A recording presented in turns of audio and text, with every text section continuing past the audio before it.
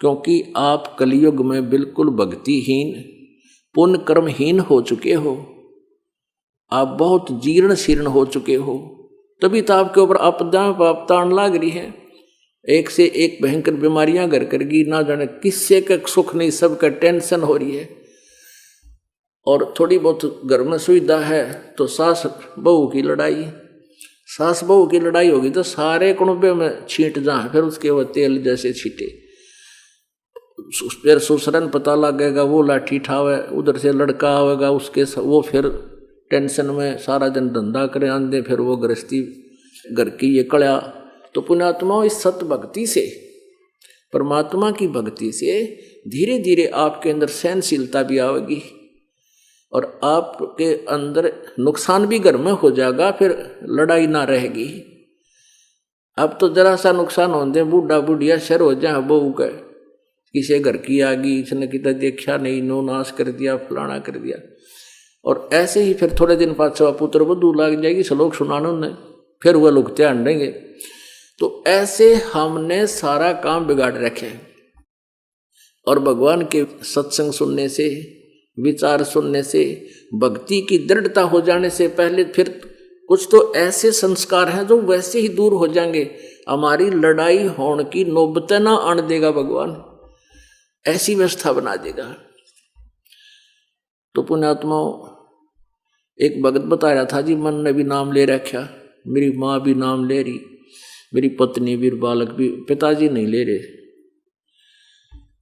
और ऐसे ही मैं घर पे गया, मेरी पत्नी ने कुछ बता, तेरी माँ न्यू बोली, और एक वर्ष हमने नाम लिए भी हो गए थे, उपदेश ले रखा था आपका। तो मैं करड़ा होकर 6 माह के गया कि मां ने धमकाऊंगा आज। इतने में एक व्यक्ति आ गया, ने बोला भगत जी ठीक से।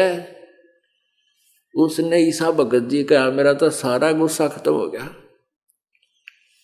और उल्टा हो गया, भाई माँ तो ये बात कहना मेरा महापाप है, और क्या कहेंगे लोग, इन्हों के भगत होकर लड़े। यानी मालिक कुछ ऐसी व्यवस्था पैदा कर देगा और अंतःकरण में, क्योंकि एक बार भूल पड़ जाती है वह फिर तुरंत याद आ जाने से हमारी जो भक्ति की शक्ति है, हमें उस दुष्कर्म से, उस बुराई से एकदम खड़े ब्रेक ला जाएगी, कति 4x4, और उस खांचे में काट ले जाएगी जिसमें हम गिरना चाह रहे थे। तो पुण्यात्माओं, एक समय की बात है, एक बुढ़िया बहुत लड़ा करती है अपने पुत्र वधू के संग में। छोटी छोटी बातों पे पानी का, जल का गिलास भी गिर जाता ना, पता नहीं के श्लोक सुनाया करती। एक दिन मालिक की दया हुई, एक पड़ोसन आ गई, यानी उसकी मित्र मिलने जुलने वाली, वो सत्संग में जाती थी। उसने उस बुढ़िया से कहा कि आ जाए सत्संग में चलेंगे। 1-2 बार तो वह नट्टी, फिर तीसरे दूसरे दिन वह चलिए गई उसके साथ। अब सत्संग में कहते हैं साबुन और जल हो और कपड़े साफ करनिया ठीक आदमी हो, फिर तो साफ होगा। सत्संग साबुन और जल का भी काम करता है, अंतःकरण रूपी इस कपड़े को धोने के लिए अंदर से मैल निकाल देता है। अब उस बुढ़िया ने सत्संग सुना और धीरे धीरे इसी रंग में रंगेगी, बहुत शांति सी हुई। क्योंकि हम जब तक ये विचार नहीं सुनते तो हम वहीं के जो भी रामायण चल रहा है आपस में वह सुनते रहते हैं। जैसे एक बहन दूसरे घर में चली गई, वह न्यू कहेगी हमारी तो इसी बहू है, फलाना न्यू करे है, इसने ऐसा करती है, फिर वह अपनी शुरू कर देगी, अब हमारी भी इसी आ रही है। और फिर वह बात जा, फिर दोनों बहुआ दो रहे, फिर वो ठावा लाठी, अब तू फलानी आगे न्यू कह थी, फिर 100 झूठ बोला बुढ़िया, ना बेबे मैंने ना कही, फिर झूठी कसम खाती अंडे। तो ये बकवाद वहां ना करके सत्संग में आवे और फिर सत्संग की चर्चा चलावे, बहुत फर्क पड़ जाता है। तो वो एक दिन क्या हुआ, वह पुत्र वधू ने धार निकाल के, दूध निकाल के भैंस का, और ऊपर प्रतिदिन टांग्या करती है, गज शरिया मोड़ रखा होता है, उसमें हुक बना देते हैं और ऊपर कड़ियों में टांग देते थे उसको। वो लंबा होता था 5-6 फुट का, और आसानी से हाथ से उसमें बाल्टी टांग दिया करते कुत्ते और बिल्ली से बचाव के लिए। वह प्रतिदिन दूध उसी कड़े का टांग्या करती हुक के। अब उस दिन उस पुत्र वधू से पता नहीं के ऊक चूक लगी, वो उल्टी साइड में हो गया, वो बाल्टी उसने सोचे टंग गया, उसने छोड़ दी बाल्टी, वो गद गिरी नीचे। नीचे गिरने से सारे फर्श पे का दूध दूध और बुढ़िया देखे बैठी बैठी। अब वह पुत्र वधू उस बुढ़िया की तरफ देखे कि वो या के श्लोक सुनावेगी तेरे ताई। वह हाथ पा फूल गया, काज तो बड़ी लड़ाई बनेगी।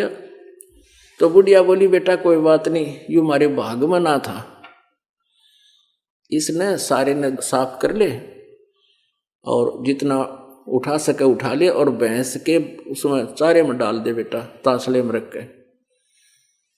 ये आज हमारे भाग में नहीं था बेटी, कोई बात ना। उसका जची को ना आज बुढ़िया कौन सा स्टेशन पकड़ ली है,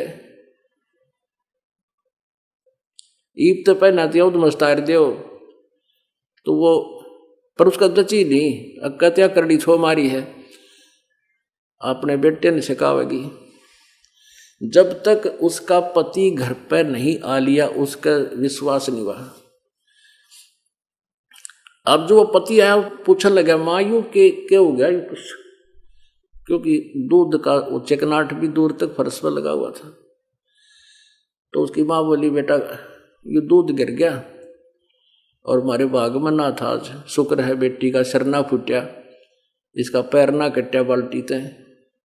यानी बुढ़िया फिर भी बहुत सुथरी अच्छी बोली बोली, तो उसका जब पेटा भरा, ओहो बुढ़िया में तो इतना परिवर्तन आया क्यों करे।